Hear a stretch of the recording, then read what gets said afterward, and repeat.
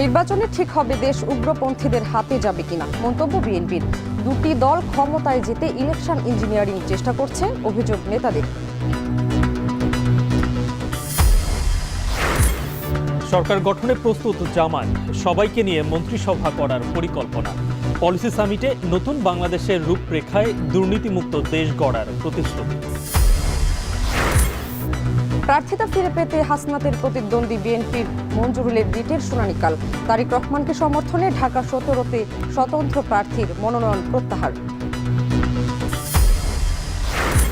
জঙ্গল সলিমপুরে অভিযানে নিহত র্যাব সদস্যের জানাজা দুপুরে, মামলা হয়নি এখনো।